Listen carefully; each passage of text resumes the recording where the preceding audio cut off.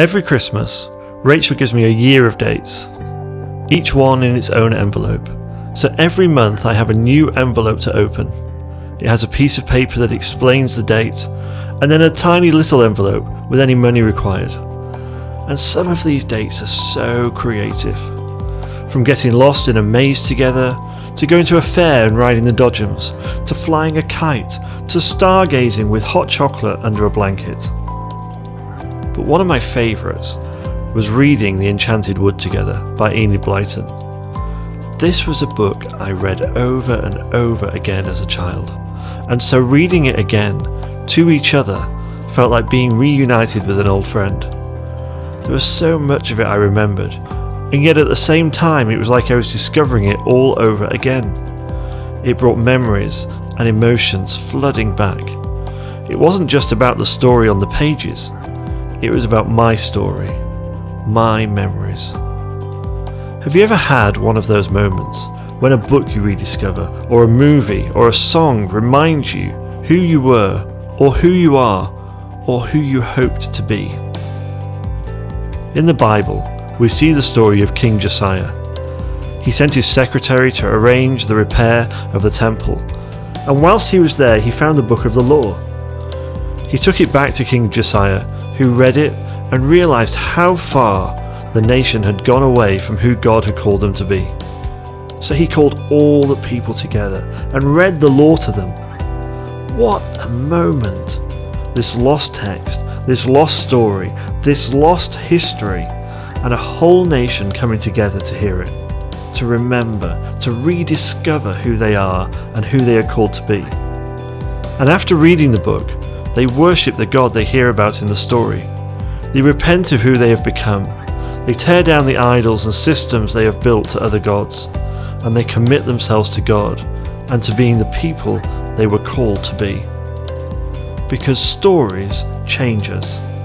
There is something so beautiful and painful about rediscovering an old memory, an old part of our story, because it makes us take stock of where we have got to. It reminds us of who we were, the dreams we had, and who we hoped to be.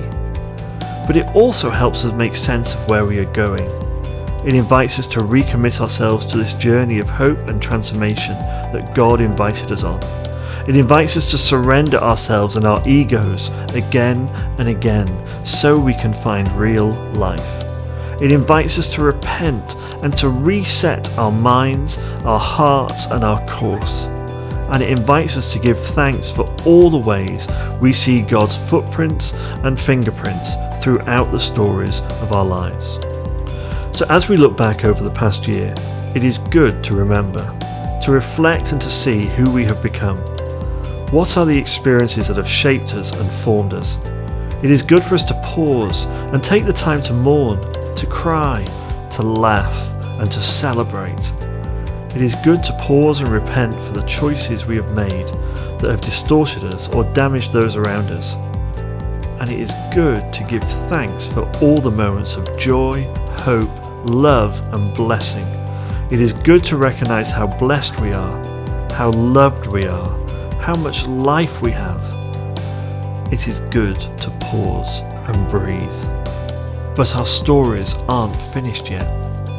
The powerful play goes on. The final chapter isn't written yet. Our story is still being told.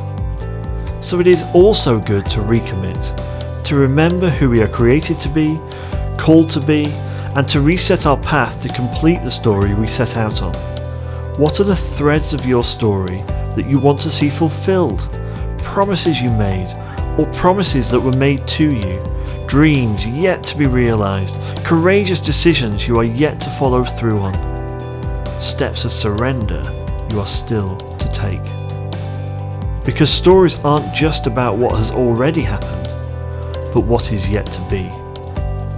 We are part of a much bigger story that is still being told, a story of life and beauty and love, a story of redemption and forgiveness, a story of God in relationship with His creation. And you are invited to join in.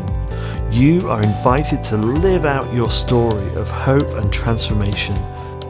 Being a great storyteller isn't just about being good with words. It's about being courageous in life. It's about being faithful and brave. It's about telling your story with every breath and every act.